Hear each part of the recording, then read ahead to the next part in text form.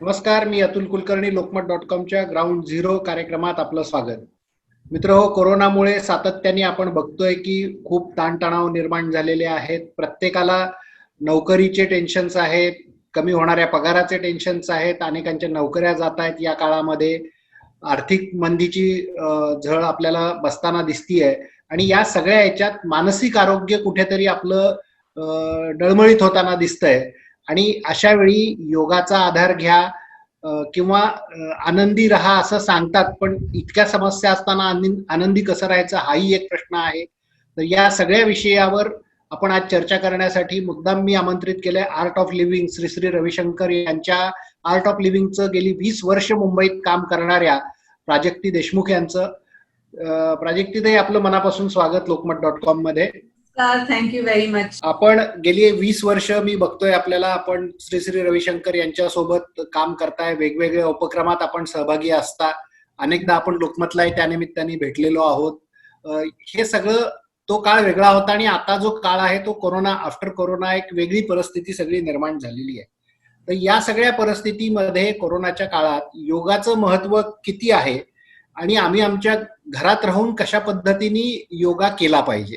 हा जो काळ आपण सगळेजण बघतोय ना, हा विश्वभरात आहे आणि आपण त्याच्यातून काहीतरी चांगलं करून घडवून घेतलं पाहिजे. घाबरायचं अजिबात नाही.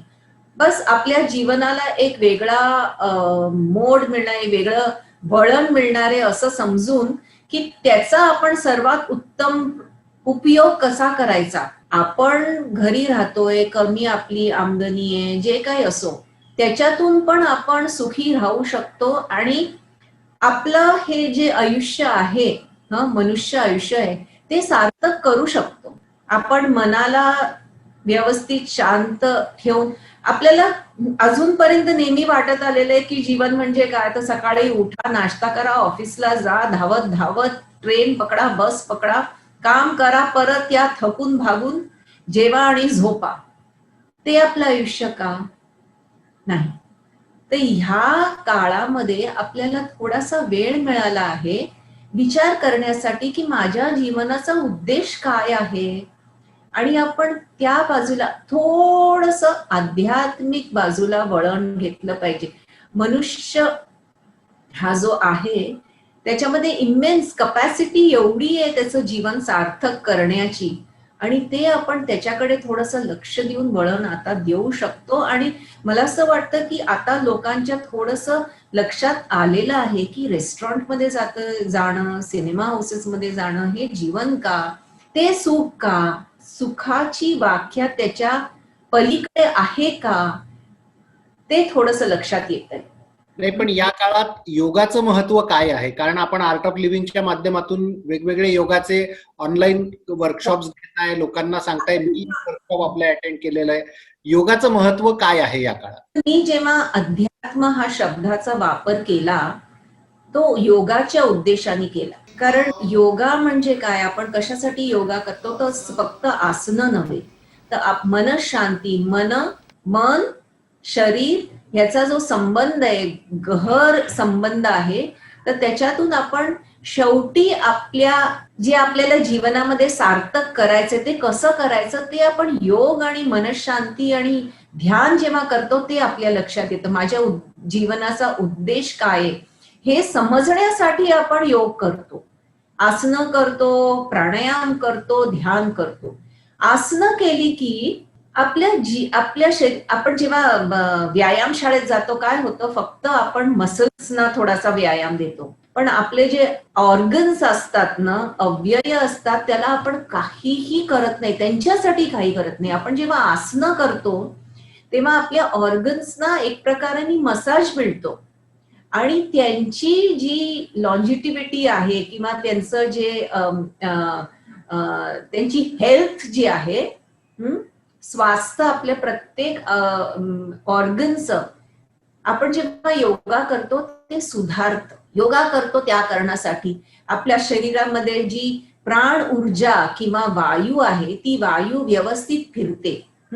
वायू फक्त आपल्या फेफड्यांमध्ये नसते, तर आपण वायूत आहोत, है ना, आपण बनत आहोत 5 तत्व यांचे, हो की नाही? आकाश, वायू, अग्नी, जल आणि पृथ्वी. तर ह्या 5 तत्वांशी आपलं शरीर बनलेलं आहे आणि ही वायू सारखी सगळीकडे शरीरामध्ये असते. जेव्हा आपण योगा करतो तेव्हा आपल्याला जाणीव होते की हे वायू कुठल्या प्रकाराने आपल्या शरीरात फिरतायत आणि आपण त्यांना आपल्या सजगतेने दिशा देऊ शकतो. पण याच्यासाठी आपल्याला अभ्यास थोडासा करणं आवश्यक आहे. असं नाही की काहीतरी आपलं टीव्हीवर लावलं आणि वेडेवाकडं वळलं, त्याला योगा म्हणत नाही. थोडंसं एक टीचर हवा, थोडासा गाईड करायला. पण घरात बसल्यावर प्रत्येकाला टीचर मिळेलच असं नाही, पण कोणत्या प्रकारची योगासनं केली पाहिजेत साधारणपणे? साधारणपणे योगासनं जी शरीराला करता येतील ती केली पाहिजे. प्रत्येकाला आपल्या शरीराची क्षमता अनुसार केली पाहिजे. आता YouTube वरती तुम्हाला दिसेल एक पद्मसाधना म्हणून आहेत. पद्मसाधना म्हणजे पद्म, ह्याच्या पद्मासारखं खिळणं. पद्मसाधनाची आसनं जी आहेत कुठल्याही वयाच्या कुठल्याही व्यक्तीला करणं अगदी शक्य आहे. तुम्ही युट्यूबवर जा आणि पद्मसाधना बघा. ती आसनं तुम्ही डू अलॉंग म्हणजे ते प्ले करा आणि त्याच्याबरोबर तुम्ही करा. 60-70 वर्षाची लोक सुद्धा, 70-75 वर्षाची लोक सुद्धा करू शकतो. त्याच्या पलीकडे हळूहळू तुम्ही कुठला तरी क्लास सुरू करू शकता, पण सध्या तुम्ही पद्मसाधना जरूर करा. कोरोनाच्या काळामध्ये साधारणपणे फुफ्फुसावर त्याचा परिणाम होतो असं एकंदरीत सगळ्या डॉक्टरांचं म्हणणं आहे. लोकांच्या फुफ्फुसांना ते पहिलं निकामी करतात कोरोनाचे विषाणू. अशा काळात तुमच्या फुफ्फुसांची प्रतिकारशक्ती वाढली पाहिजे, ते मजबूत झालं पाहिजे आणि श्वासावर तुम्ही काम केलं पाहिजे. तुमचा श्वास चांगला सलग तुम्ही किती वेळ घेऊ शकता वगैरे अशा वेगवेगळ्या गोष्टी आता समोर येत आहेत. तर फुफ्फुस मजबूत होण्यासाठी नेमकं श्वासाचे कोणते प्रकार आपण केले पाहिजेत घर बसल्या, की जे त्या आपण आपल्या शिबिरातही सांगितलेलं मी जे अटेंड केलं होतं की बसल्या जागी आता आपण जसे बसलोय तसे देखील करू शकतो. असं काय करू शकतो आपण? प्राणायाम हे खूप गरजेचं आहे. प्राणायाम म्हणजेच फुफ्फुसा. प्राणायाम जेव्हा आपण करतो तेव्हा आपण आपल्या लंग्सना थोडंसं एक्सरसाइज देतो. शेवटी लंग्स पण एक मसलच आहे, पण त्याला आपण कधीच लक्ष दिलं नाही. आपल्या लंग्समध्ये कपॅसिटी आहे दूषित हवा, वायू शरीरामध्ये घालवण्याची 70%, पण एक साधारण माणूस फक्त 30% त्याच्या फुफ्फुसाचा वापर करतो. 70% दूषित वायू बाहेर टाकायला तो फक्त 30% वापर करतो. इम्बॅलन्स आहे, हो की नाही? प्राणायाम, आता एक योगा केलं म्हणजे आसनं केली की आपलं शरीर तयार होतं प्राणायाम करायला. प्राणायाम आणि ध्यानधारणा याविषयी जेव्हा बोलतो तेव्हा प्राणायाम नेमका किती योग्य पद्धतीने केला पाहिजे, कसं बसलं पाहिजे आणि कशा पद्धतीने केलं पाहिजे याविषयी आपण काही दाखवाल का मला करून? प्राणायाम करताना जी लोक जमिनीवर बसू शकतात त्यांनी आलती पालती मारून जमिनीवर बसलं पाहिजे. जे बसू शकत नाही, ज्यांचे पाय अडतात किंवा दुखतात, त्यांनी खुर्चीवर बसायचं, काही प्रॉब्लेम नाही. मात्र पाठीचा कणा ताठ हवा. डावा हात, मी एक बेसिक प्राणायाम दाखवते, त्याला म्हणतात नाडी शोधन प्राणायाम. डावा हात याला म्हणतात चिन मुद्रा. ही 2 बोटं एकत्र आहेत आणि हे 3 सरळ. चिन मुद्रा डाव्या मांडीवर ठेवायचा. उजवा अंगठा उजव्या नासिकावर, ही 2 बोटं भुवयाच्या मध्ये आणि शेवटची 2 बोटं उजव्या नासिकावर.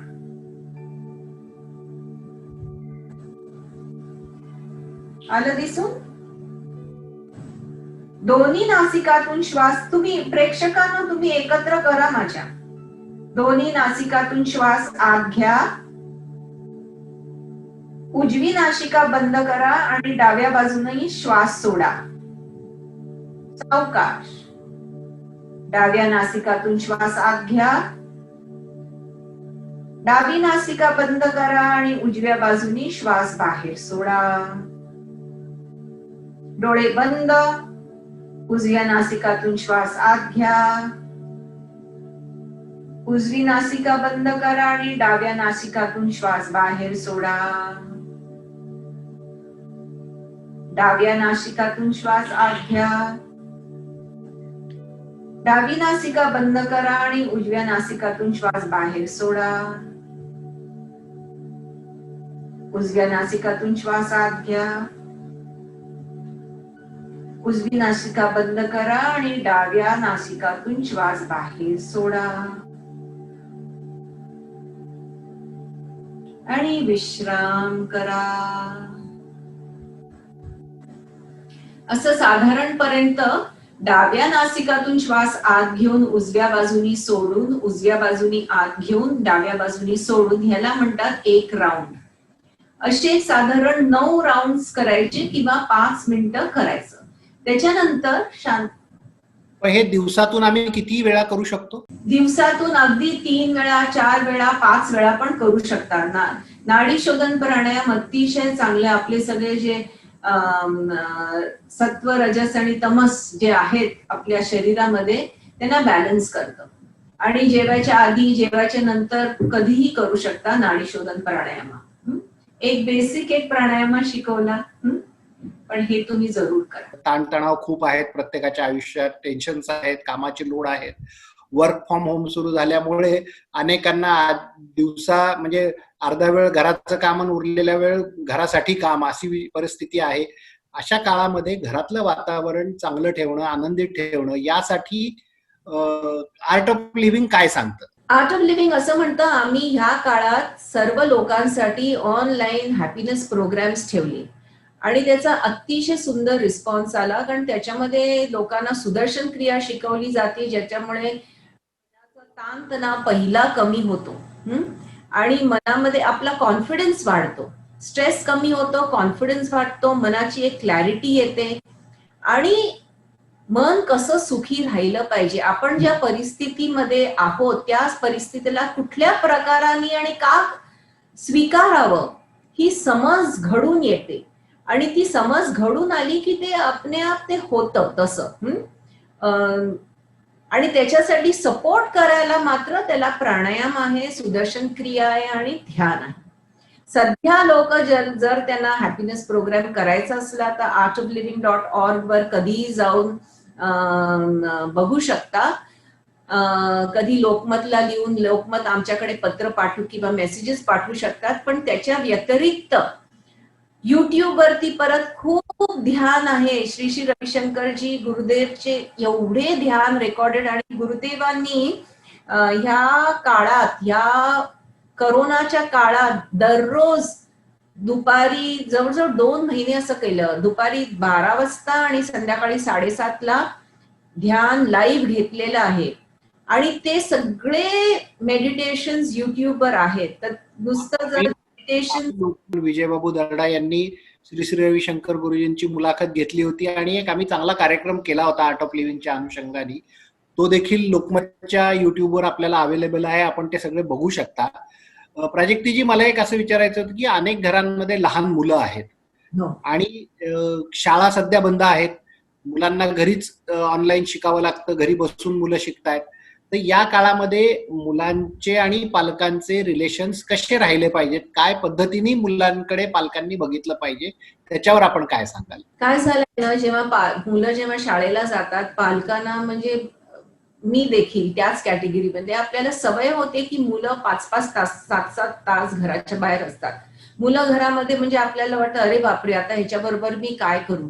पण ही वेळ आहे की ज्याप्रमाणे होम स्कूलिंग केलं जातं त्याप्रमाणे पालकांनी ही संधी घेतली पाहिजे की आपण आपल्या मुलांना चांगलं वळण कसं द्यावं. नाहीतर शाळेमध्ये जातात तर ते टीचर्सच्या हातात असतात आणि टीचर काय 1-on-1 पर्सनल अटेन्शन देऊ शकत नाही. पण ह्या काळामध्ये पालकांनी हे समजून घ्या की ही संधी आपल्याला मिळाली आहे आपल्या मुलांबरोबर वेळ कसा घालवायचा विचार करून त्यांना काहीतरी ऍक्टिव्हिटी दिली पाहिजे. कधी कविता लिहिणं, पेंटिंग करणं, किचन मध्ये चल माझ्या बरोबर काम कर.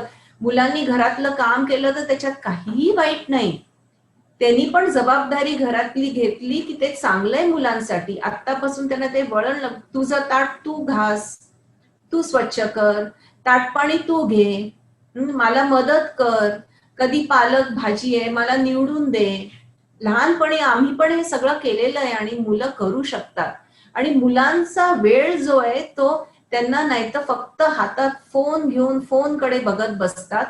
त्याच्यासाठी पालकांनी मुलांबरोबर वेळ घालवून त्यांना बिझी ठेवलं पाहिजे. काहीतरी गोष्ट सांगणं, कुठलं तरी घ्या ना, महाभारत किंवा रामायण घ्या, वाचून दाखवा, की रोज एक आपण 25 पानं वाचायची. पालकांनी मोठ्यांनी म्हणजे असे ग्रंथ ज्याच्यामध्ये मुलांना काहीतरी शिक्षण जाईल त्याच्यातून.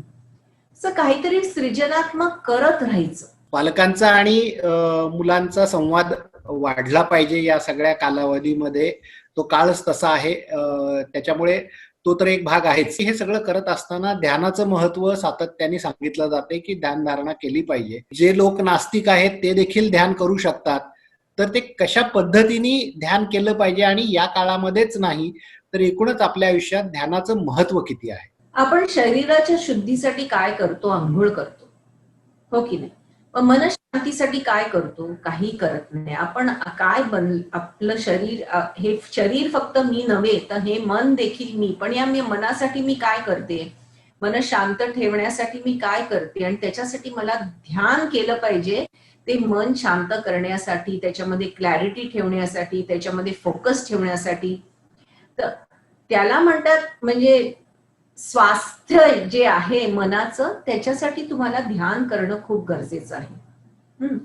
आणि मला असं वाटतं की प्रत्येक मनुष्य जीव जो आहे त्यांनी ध्यान केलं पाहिजे. त्याच्या लक्षात आलं पाहिजे त्याच्या मनाचं महत्व आणि त्या मनाचं स्वास्थ्य किती महत्वाचं आहे. ध्यान करणं हे काही कठीण गोष्ट नाहीये. त्याला थोडंसं मार्गदर्शन लागतं, पण मन आहे तर तुम्ही ध्यान करू शकता. एक माणूस ध्यान करू शकतो. आणि तुम्ही ध्यानासाठी थोडासा जो आपण दाखवला ना प्राणायाम, तो करायचा आणि एक 10 मिनिटं शांतपणे पलंगावर झोपून नव्हे तर खुर्चीत किंवा खाली मॅटवर व्यवस्थित बसून डोळे मिटून बसलं पाहिजे एक 10 मिनिटांसाठी सुरुवातीला. आणि तुम्ही जर ऑनलाईन जे मेडिटेशन्स आहेत ते नुसते प्ले केले आणि त्यांच्याबरोबर जी इन्स्ट्रक्शन्स आहेत नुसत्या ऐकायच्या त्या इन्स्ट्रक्शन्स, मन तुम्ही बघा किती शांत होतं, ते अतिशय शांत होतं. मित्र हो, काळ अत्यंत कठीण आहे हा सगळा, पण या काळात देखील आपण मात केली पाहिजे आणि आपल्याला पुढे जायला शिकलं पाहिजे. आणि त्यासाठी ध्यानधारणा हा काही कुठला धार्मिक कार्यक्रम नाहीये, हा आपल्या मनाच्या शुद्धीचा कार्यक्रम आहे. योगासनं ही काही कुठल्या एका विशिष्ट धर्माची नाहीत, तर योगासनांमुळे देखील आपल्या शरीराला, मनाला एक ताजेपणा येतो, आपल्या शरीराला लवचिकता येते. आणि आर्ट ऑफ लिव्हिंग हेच सांगत आलेलं आहे. त्यामुळेच आज केवळ भारतातच नाही तर जगभरात असंख्य देशांमध्ये आर्ट ऑफ लिव्हिंगचे क्लासेस चालतात. एक वेगळा विचार आहे त्यामागे निश्चितपणे, आणि तो तुमच्या मनाला निकोप आणि निरोगी करण्याचा विचार आहे.